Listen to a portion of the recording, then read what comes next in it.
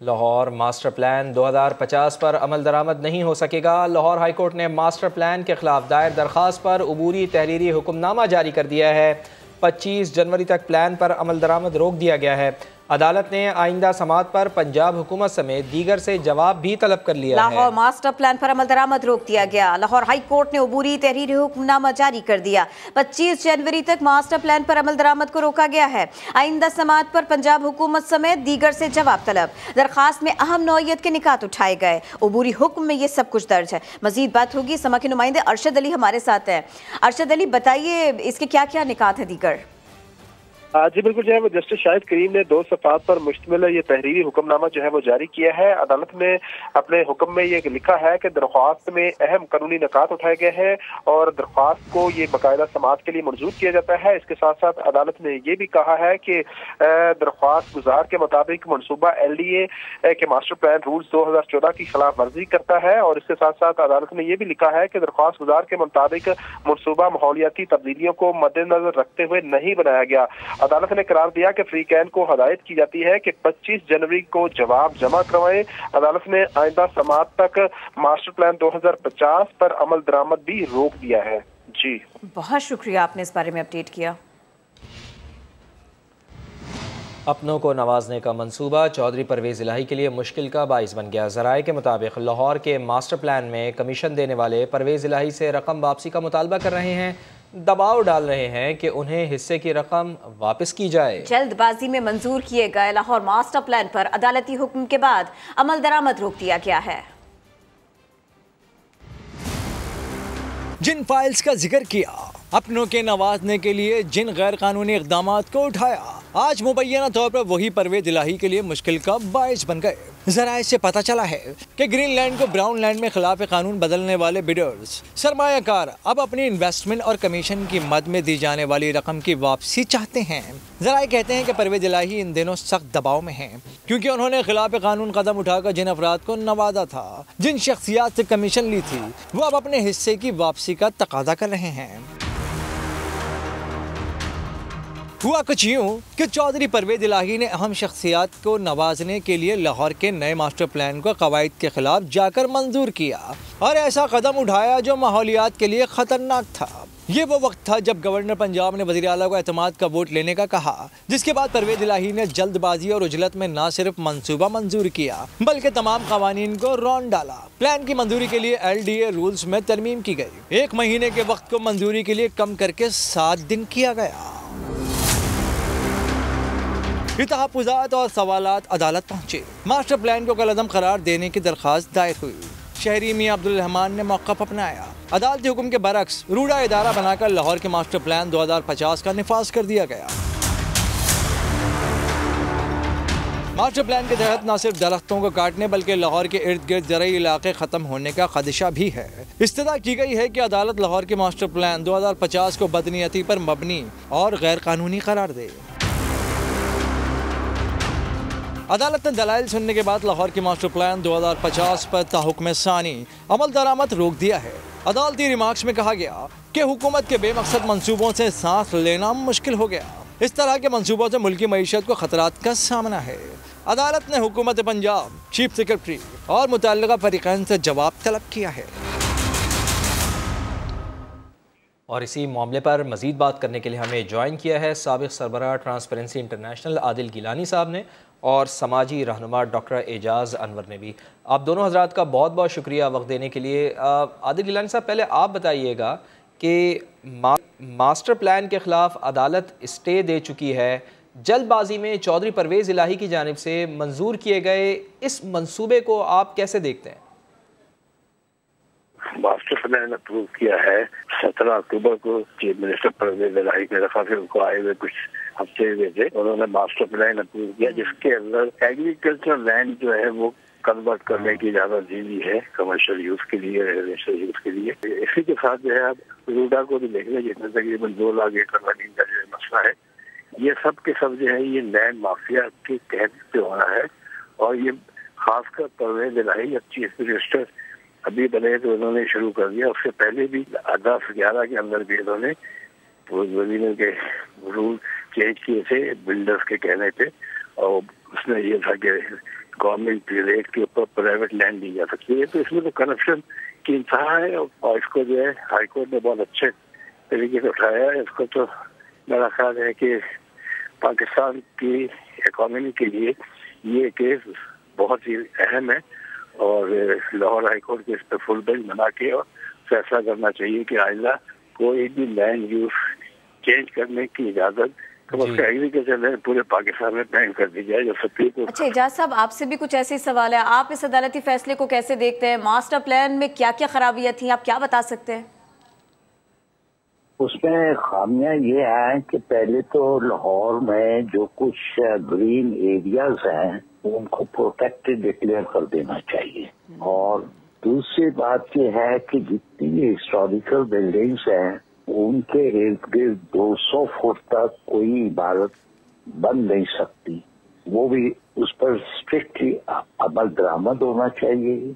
मतलब ये है कहने का लाहौर का कैरेक्टर जो है ऐसा ना हो 2050 आते आते इसका कैरेक्टर ही बदल जाए। हमने इसको इस बात को मद्देनजर रखना है कि हम इसके सिर्फ कस्टोडियन हैं जी, ये मालिक नहीं है। हमने इसको फ्यूचर जनरेशंस के लिए अच्छा एजाज साहब, आपने तो निशानदेही की खामियों की, लेकिन आदिल गिलानी साहब आपके नज़दीक लाहौर के मास्टर प्लान में क्या खराबियां थीं और इसका क्या मनफी असर पड़ सकता है? सर प्लान में सबसे बड़ी खामी तो ये है ना कि ये जो आपने बगैर किसी एनवायरमेंटल असेसमेंट के क्लाइमेट चेंज, आप ये देखें कि इस वक्त लाहौर में क्या पोजीशन है कि पूरी दुनिया में लाहौर ये सबसे ज्यादा पोल्यूटेड सिटी आ रहा है।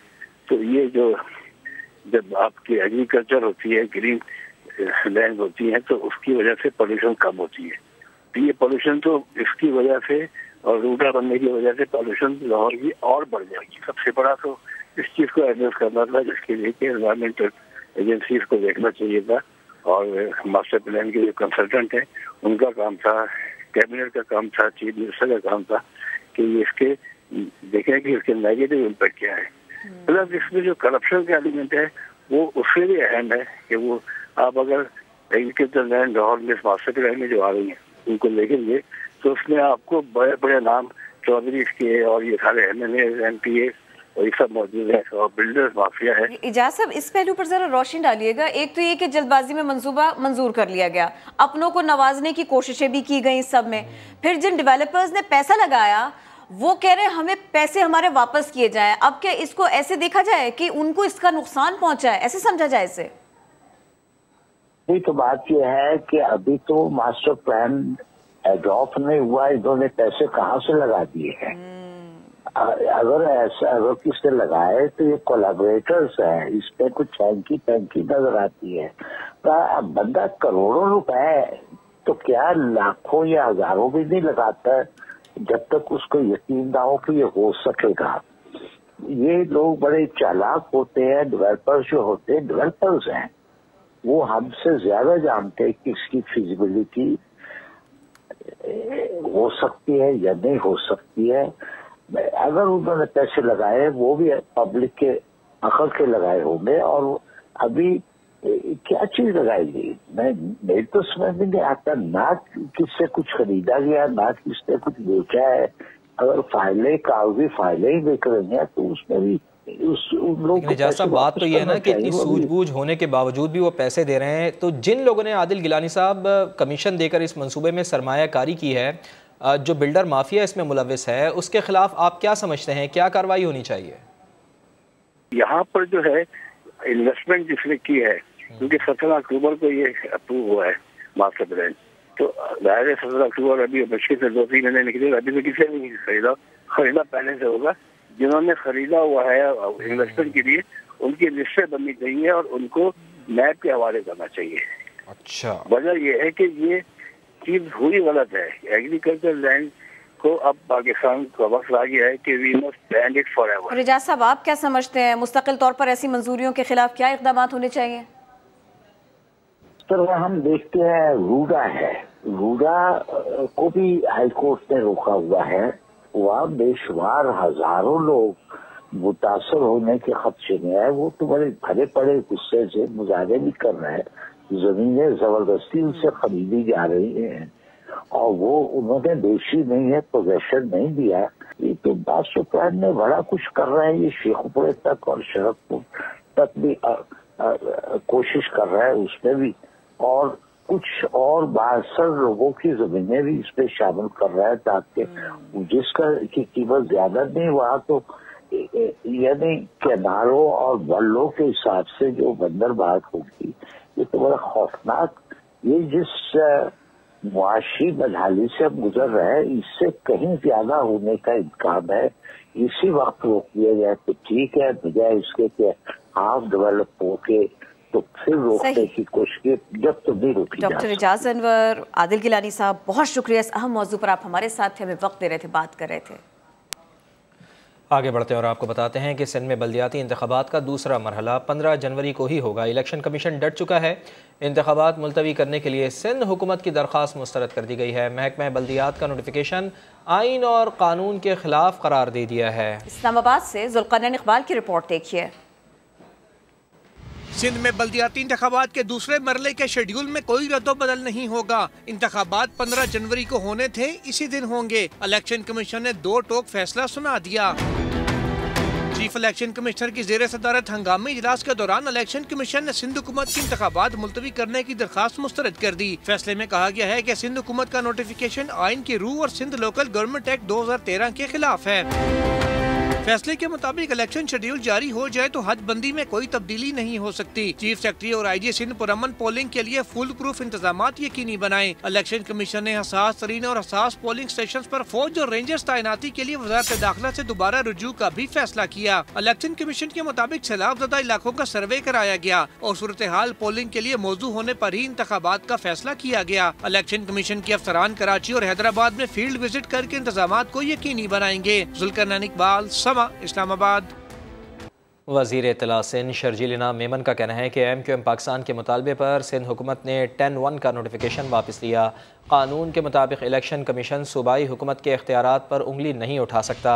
कराची में मीडिया से गुफ्तगू करते हुए शर्जील इनाम मेमन ने कहा कि तमाम जमातों को बराबर की सतह पर इलेक्शन लड़ने का मौका देना चाहते हैं। ये ना हो कि हम इलेक्शन करा दें और कोई पार्टी कहे कि उनके साथ ज़्यादती हो गई।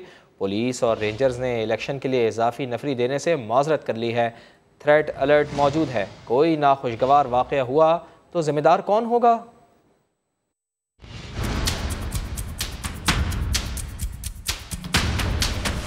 MQM के मुतालबे पे 10-1 का नोटिफिकेशन वापस लिया गया, जो कि सिंध हुकूमत का एक आईनी इख्तियार था, है और रहेगा। हम चाहते हैं कि हर एक पॉलिटिकल पार्टी को एक इक्वल फील्ड दी जाए इलेक्शन कॉन्टेस्ट करने के लिए। ये ना हो कि हम इलेक्शन करवा लें और कल को कोई ये बात कहे कि जी हमारे साथ ज्यादती हुई। कानून के तहत इलेक्शन कमीशन पाकिस्तान सिंध हुकूमत का जो इख्तियार है उस पर नहीं कर सकता, ना ही हम इलेक्शन कमीशन के हम उस पर कोई इंटरफेयर कर सकते हैं। हमारी जो अफवाज है वो बिजी है अपने जो उनके एक्चुअल ऑपरेशंस हैं, तो वो इस वक्त इलेक्शन के लिए उन्होंने माजरत कर ली कि पुलिस और रेंजर्स इजाफी नफरी नहीं दी जा सकती। खुदा ना खास्ता पीछे कोई वाकया हो जाए, जो थ्रेट अलर्ट मौजूद है तो जिम्मेदारी कौन लेगा, हमें वो भी पहले बताया जाए। अब MQM रहनुमा फरोग नसीम का कहना है कि 10-1 का इलेक्शन कमीशन का नहीं, सिंध हुकूमत का दायरा इख्तियार है। गवर्नर सिंध के ऑर्डिनेंस जारी करने का इख्तियार मौजूद है। फैसल सब्जवारी ने कहा, मुत्तहिदा की मुत्तहिद शराफत से तमाम कागजी शेर परेशान है। मेयर कराची वो होगा जो कराची का नुमाइंदा होगा। खुर्शीद आलम की रिपोर्ट।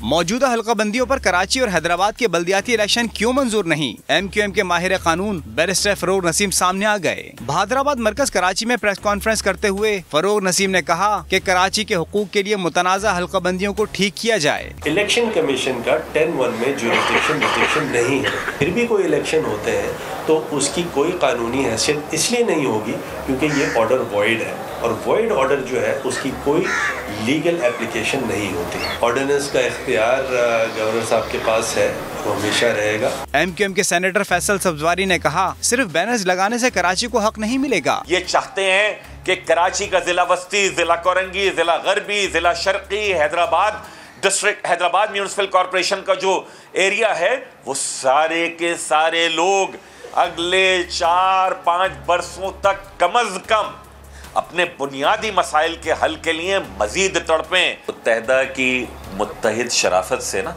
सारे कागजी बदमाश परेशान हैं। इस मौके पर डॉक्टर फारूक सत्तार का कहना था कि आज की प्रेस कॉन्फ्रेंस न तौहीन अदालत है न तौहीन इलेक्शन कमीशन। हुकूमत सिंध जिसका इख्तियार था हल्का बंदियाँ करना, अगर वो खुद इस बात का एतराफ़ कर रही है कि हाँ कहीं ऊंच नीच हुई है, नाइंसाफ़ी हुई है और वो अब ठीक करने पर आमादा है, तो इलेक्शन कमीशन ऑफ पाकिस्तान को तो इसे वेलकम करना चाहिए। MQM रहनुमाओं का कहना था मुखालफिन जानते हैं कि फारूक सत्तार और मुस्तफ़ा कमाल के आने से पार्टी मजबूत हो गई है। मुखालफिन को बल्दियाती इलेक्शन से नहीं बल्कि मुत्तहिदा के मुत्तहिद होने से डर लग रहा है। कैमरामैन फैसल लगाई और आतिफ कुरैशी के साथ खुर्शीद आलम, समा, कराची। कराची में बल्दियाती इंतखाबात होंगे या नहीं, पाकिस्तान पीपल्स पार्टी का कराची में मुशावरती इजलास। वज़ीर इत्तला सिंध शर्जील इनाम मेमन कहते हैं हतमी तौर पर ये नहीं कह सकता कि इलेक्शन 15 जनवरी को होंगे या नहीं। सिंध हुकूमत के कानूनी माहिरीन मिलकर बैठेंगे, इत्तेफाक राय से फैसला होगा। हमारे इस वक्त 3 मुद्दे हैं। एक 10-1 का नोटिफिकेशन जो कि हुकूमत सिंध ने आईनी तौर पर अपना आईनी इख्तियार इस्तेमाल करके 10-1 का नोटिफिकेशन MQM के मुतालबे पे उसको अमल में लेके आई है। सेकंड जो है इलेक्शन कमीशन की तरफ से जो आया है कि लॉ एंड ऑर्डर के लिए उन्होंने हमें पाबंद किया कि हम रेंजर्स और आर्मी को पोलिंग स्टेशन पे लाएं, जो कि फेडरल गवर्नमेंट का डोमेन है, हमारा डोमेन नहीं है। और उसके लिए रेंजर्स और आर्मी ने जो है वो एक्सक्यूज ऑलरेडी कर दिया because of the own security जो बॉर्डर पे इशूज हैं या जो भी दहशतगर्दों के खिलाफ कार्रवाई हो रही है। तो ये 2-3 और जो पुलिस की अपनी जो नफरी है 63,000 है जो कि जरूरत है इस चीज के लिए, और वो उसके लिए आपको अपने तमाम अहम इंस्टॉलेशन से और आपके जो अहम मुकामात पे जहाँ पे पुलिस मौजूद है वहाँ से आपको विड्रॉ करनी पड़ेगी। तो ये 3-4 इशूज हैं, उसको मद्देनजर रख के और जो इलेक्शन कमीशन का फैसला है, सिंध हुकूमत की कानूनी माहिरीन जो है वो उसमें बैठेंगे तो सारे फैसले मुत्तफ़िका तौर पर जब होंगे उसके बाद बताया जाएगा। इस वक्त हतमी तौर पर मैं नहीं कह सकता कि इलेक्शन 15 को होंगे या नहीं होंगे। हर एक सेक्शन अलग है। मेरा इन्फॉर्मेशन का सेक्शन है तो मैं इन्फॉर्मेशन की बात कर रहा हूँ, तो जो दूसरा सेक्शन है तो वो अपना काम करें, कानूनी टीम अपना काम कर रही है। MQM पाकिस्तान की बैठक की बात करते हैं। डॉक्टर खालिद मकबूल सिद्दीकी की ज़ेर सदारत MQM पाकिस्तान की राबिता कमेटी का हंगामी इजलास। मौजूदा सियासी सूरत हाल के तनाजुर में अहम फैसले किए गए हैं। इसी के ऊपर बात करेंगे। समा कराची के ब्यूरो चीफ असलम खान हमें ज्वाइन कर रहे हैं। असलम खान, क्या फैसले किए गए हैं? MQM पाकिस्तान क्या करने जा रही है? देखिए, अभी जिस तरह शर्जील मेमन साहब ने कहा कि ये हतमी तौर पर नहीं कह सकते कि 15 जनवरी को बल्दियाती इलेक्शन होंगे या नहीं। गुज़िश्ता रात उन्होंने वाज़ेह तौर पर कहा था इलेक्शन नहीं होंगे, अब वो कह रहे हैं कि इलेक्शन होंगे या नहीं अभी हतमी तौर पर नहीं कहा जा सकता। इसी सूरत हाल पर राब्ता कमेटी का हंगामी इजलास हुआ है खालिद मकबूल सिद्दीकी की सदारत में, और इसमें सियासी सूरत हाल के तनाजुर में अहम फैसले किए हैं। ये बताना है MQM पाकिस्तान के तर्जुमान का। डॉक्टर फारूक सत्तार, मुस्तफा कमाल, अनीस कायम खानी, वसीम अख्तर और अब्दुल वसीम अरकान राब्ता कमेटी के हमरा शहर के हंगामी दौरे करेंगे। ये फैसला किया गया है। MQM पाकिस्तान ने कल शाम KMC ग्राउंड PIB में कारकुनान का हंगामी इजलास तलब कर लिया है। इसके साथ साथ ये भी बताया गया कि इस इजलास में इस जो कारकुनान का इजलास है डॉक्टर खालिद मकबूल सिद्दीकी अहम ऐलानात करेंगे। जी बहुत शुक्रिया असलम खान। पंजाब असम्बली की तहलील की समरी आज मंजूर किए जाने का इम्कान है। गवर्नर पंजाब सूबाई असम्बली की तहलील का गजट नोटिफिकेशन जारी करेंगे। लाहौर से आसिम नसीर की रिपोर्ट। चौधरी परवेज इलाही साहब ने पंजाब असम्बली को तहलील कर दिया है। गवर्नर पंजाब बलीगुर रहमान ने कानूनी माहिरीन से पंजाब असम्बली की तहलील पर मुशावरत मुकम्मल कर ली। आज रात समरी मंजूर किए जाने का इम्कान है, जिसके बाद पंजाब हुकूमत खत्म हो जाएगी। गवर्नर पंजाब कहते हैं समरी पर 2 दिन में फैसला करना है। जमहूरी फर्द के लिए ईवान को तोड़ना मुश्किल काम है। आज और कल इन 2 दिनों में ये फैसला करना है कि उसको मैं अगर अप्रूव करता हूँ तो अप्रूव करते ही जो सूबाई असम्बली है वो डिसॉल्व हो जाएगी। इसका आइन में चूँकि प्रोविजन मौजूद है और ये आइनी जरूर है लेकिन मुश्किल है। गवर्नर का कहना था कि 90 दिन के हवाले से देखा जाए तो इंतखाबात रमजानुल मुबारक में होंगे। इन चीजों को देखना होगा। 90 दिन का मुझे वक्त भी देना होगा 90 डेज के अंदर के इलेक्शन के लिए कौन सी तारीख दी जाए। CM को और लीडर ऑफ द अपोजिशन को कहना है कि वो आपस में पहले मिल के उसके लिए जो 3 दिन का वक्त है उसमें दें। अगर वो ना कर सके तो फिर अगले मराहल हैं और इसीलिए एक निगरान सेटअप का भी जो है वो नोटिफाई करना है। वजीर आला पंजाब और ऑपोजिशन लीडर की मुशावरत से सूबाई निगरान सेटअप का ऐलान होगा। आसिम नसीर, समा, लाहौर। वज़ीर आज़म शहबाज शरीफ मुत्तहिदा अरब अमारात का 2 रोज़ा दौरा करके लाहौर पहुँच गए। गवर्नर पंजाब की वज़ीर आज़म से मुलाकात होगी ऐसा कहा जा रहा है, कुछ ऐसा माहौल है, ऐसी खबरें आ रही हैं। जो कुछ पंजाब में सियासी सूरत हाल है उसके बाद में इस बात का कवी इम्कान है कि उनकी मुलाकात होनी है, गवर्नर पंजाब की मुलाकात होनी है वज़ीर आज़म पाकिस्तान से। आपको याद दिला दें, जेनेवा कॉन्फ्रेंस के बाद में अहम तरीन दौरे पर गए वज़ीर आज़म पाकिस्तान शहबाज शरीफ मुत्तहिदा अरब अमारात, जो एक कामयाब दौरा कहा जा रहा है, और ये 2 रोज़ा दौरा था। इसी बारे में मजीद बात करेंगे। समा के नुमाइंदा खुसूसी आसिम नसीर हमारे साथ है। आसिम नसीर, ये मुलाकात मुतवक्के है अभी और ये बहुत अहम डेवलपमेंट होगी। बिल्कुल बिल्कुल। इस वक्त जो सूरत हाल है कि पंजाब में वज़ीर आला पंजाब की तरफ से जो समरी भिजवाई गई थी और कभी इम्कान जाहिर किया जा रहा है कि आज रात गवर्नर पंजाब की तरफ से पंजाब असम्बली की जो तहलील है उसका बाकायदा गजट नोटिफाई कर दिया जाएगा। और इससे कबल ही वज़ीर आज़म जो कि 2 रोज़ा दौरे पर मुत्तहिदा अरब अमारात गए हुए थे, वो अपना दौरा मुकम्मल करके वतन वापस पहुंच गए हैं। और ज़राए ये बता रहे हैं कि शहबाज शरीफ की जहाँ पर सीनियर रहनुमाओं के साथ मुलाकात मुतवक्किल है, वहाँ पर गवर्नर पंजाब के साथ भी वो मुशावरत करेंगे। और गवर्नर पंजाब इस आईनी जिम्मेदारी को पूरा करने से कबल वज़ीर आज़म को भी इत्मीनान में लेंगे और सवालशात जो है अपनी इस हवाले से उससे भी तबादला ख्याल करेंगे। अभी तक इनकी मुलाकात के हवाले से आपने इस बारे में अपडेट किया। क्या काफ लीग तहरीक इंसाफ बन जाएगी? इमरान खान के बयान ने सवालात खड़े कर दिए हैं। एंकर से मुलाकात में चेयरमैन पीटीआई ने कहा है कि उनका ख्याल है कि काफ लीग आगे चलकर पीटीआई का हिस्सा बन जाएगी।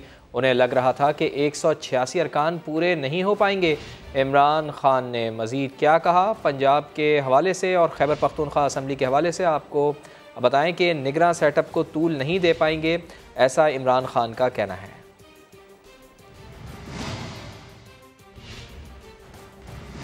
एडवोकेट जनरल अहमद उवैस का कहना है कि पंजाब असम्बली तहलील होने के बाद 3 रोज़ में निगरां वज़ीर आला का तकर्रुर करना होता है। वज़ीर आला और अपोजिशन लीडर मुशावरत से निगरां वज़ीर आला का तकर्रुर करते हैं।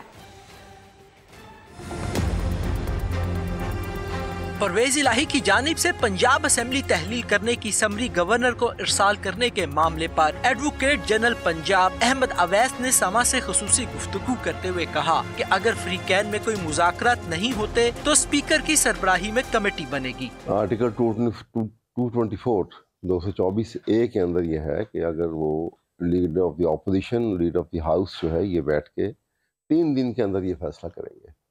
नहीं कर पाते हैं तो फिर एक कमेटी जो है वो स्पीकर कॉन्स्टिट्यूट करेगा, 6 मेंबर की कमेटी होगी।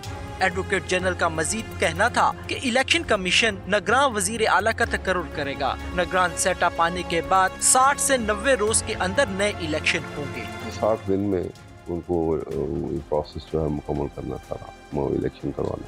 अहमद अवैस ने कहा कि निगरान वजीर आला के मुकर्रर होने तक परवेज इलाही और उनकी काबीना काम करती रहेगी। कैमरामैन खावर महमूद के साथ अरशद अली, समा, लाहौर।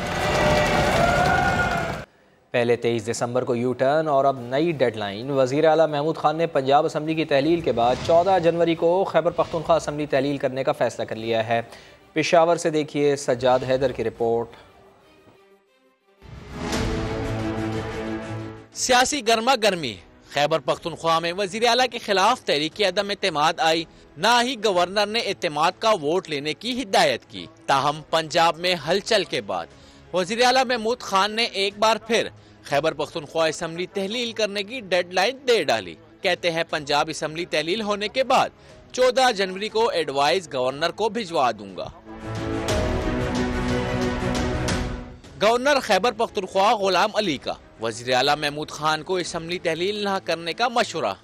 मेरा ज़ाती राय ये है कि असम्बलियों को अपनी मुद्दत पूरी करनी चाहिए। मुल्क की मौजूदा जो सूरत हाल है उसके पेश नज़र हमें चाहिए कि हम आपस में जोड़ पैदा करें। तोड़ करने की कोशिश जो भी करेगा वो मुल्क और कौम के साथ अच्छा ही नहीं बल्कि उनके नुकसान करेगा। चेयरमैन तहरीक इंसाफ इमरान खान ने खैबर पख्तूनख्वा काबीना और क़यादत का इजलास आज लाहौर में तलब कर रखा है। सजाद हैदर, समा, पेशावर। वज़ीर आज़म मियां शहबाज शरीफ पंजाब की सियासी सूरत हाल पर मुतहरिक हो गए हैं। वज़ीर आज़म ने नवाज शरीफ और आसिफ अली जरदारी से टेलीफोनिक रब्ता किया है। हुकूमती बड़ों ने पंजाब में आइन के मुताबिक इक़दाम करने पर इत्तफाक किया। आइनी और कानूनी मुशावरत के तहत हिकमत अमली बनाने का भी फैसला किया गया है। इत्तेहादियों ने चौधरी शुजात हुसैन को भी एतमाद में लेने का फैसला किया है। इमरान खान के कौल व फेल के एक और तजाद का पोल पार्लियामान में खुल गया। VIP कल्चर के खिलाफ तकरीरें करने वाले साबिक वजीर आजम ने अपने 3.5 साला दौर में 43.5 करोड़ रुपए हेलीकॉप्टर की सवारी में उड़ा दिए, फूंक डाले। काबीना डिवीजन ने इखराजात की तफसीलात सेनेट में पेश कर दी। ज़हीर अली खान की रिपोर्ट। इमरान खान की 3.5 साला दौर में 1580 घंटे की हेलीकॉप्टर सवारी की तफसीलात सेनेट में पेश कर दी गयी। सादगी का सबक देने वाले साबिक वज़ीर आज़म का ये VVIP मिशन नामी सफर कौमी खजाने को 43 करोड़ 44 लाख रुपए में पड़ गया।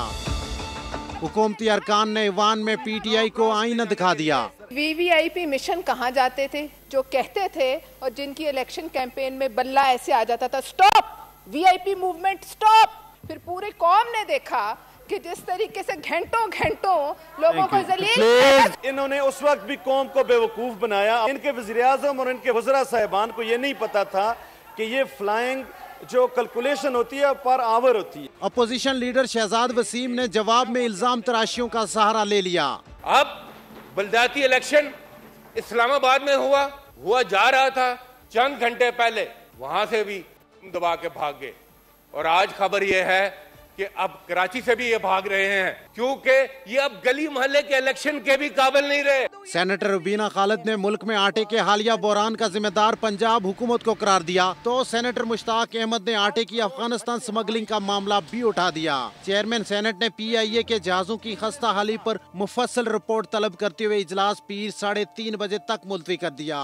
ज़हीर अली खान, समा, इस्लामाबाद। पंजाब में आटे का बहरान जारी है। मुनाफाखोरों की 5 उंगलियां घी में और सर कढ़ाई में है। ज़िला इंतज़ामिया आवाम को सस्ता आटा फराहम करने में नाकाम हो गई है।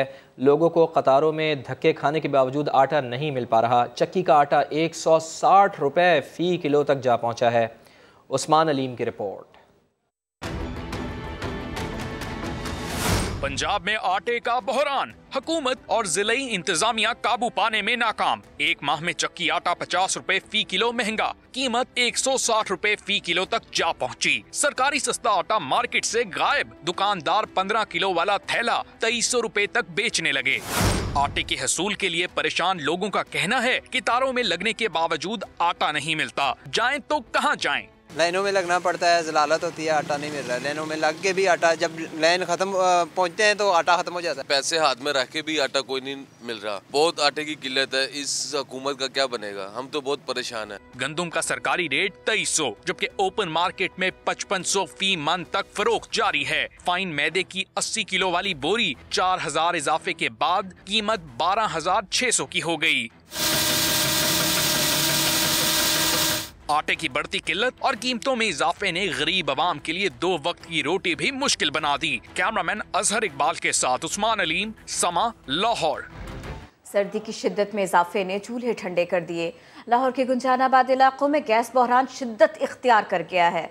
शहरियों ने आग जलाने के लिए लकड़ियां खरीदनी शुरू की तो मार्केट में कोयले और लकड़ी की कीमतों में इजाफा हो गया। मोहम्मद अली रजा की रिपोर्ट।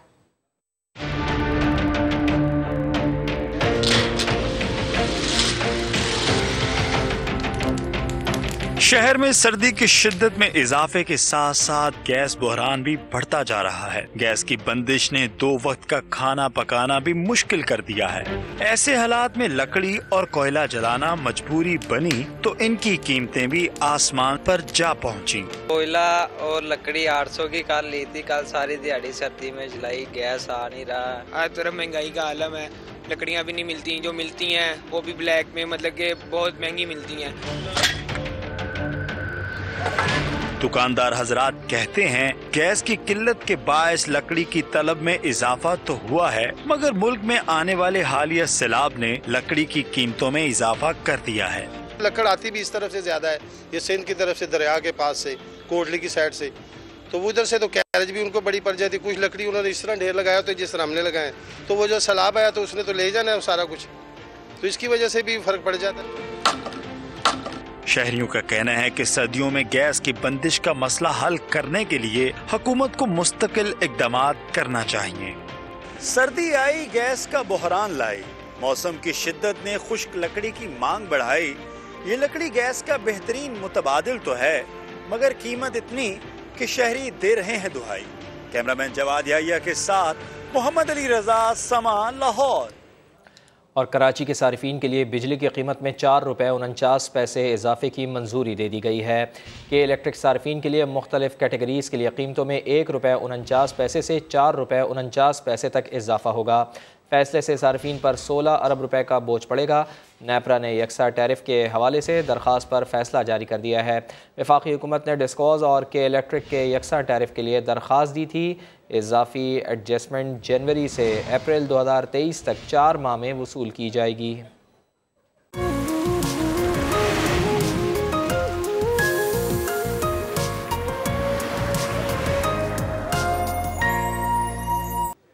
मुल्क के बालाई इलाकों में बर्फबारी के बाद सर्दी बढ़ गई, राबिता सड़कें बंद और निज़ाम ज़िंदगी मफलूज है। कई इलाकों तक रसाई नामुमकिन है। महकमा मौसमियात का कहना है कि बर्फबारी का सिलसिला आज भी जारी रहने का इम्कान है।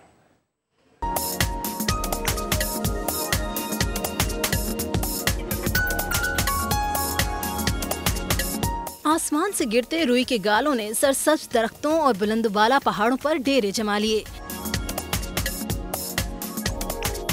गिलियात और नथिया गली में बर्फीले मौसम का मजा लूटने सयाह उमड़ आए। सर्द मौसम में बर्फ से गोला गंदा बनाकर बच्चों को खिलाया जाता रहा तो हसीन नज़ारों को भी कैमरों में महफूज कर लिया गया।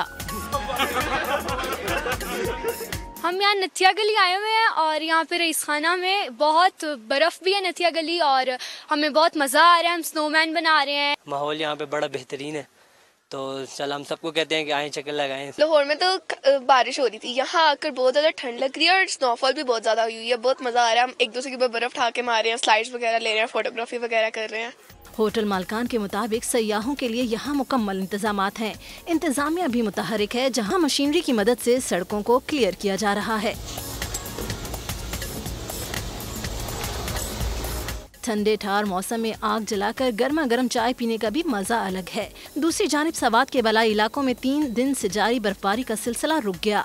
कलाम में 35 इंच और मालम जब्बा में 29 इंच बर्फबारी रिकॉर्ड की गई। मानसेरा के बलाई इलाकों में 3 दिन से बर्फबारी हो रही है। शुगरान में 1 फीट और कागान में 14 इंच से ज्यादा बर्फ पड़ चुकी है।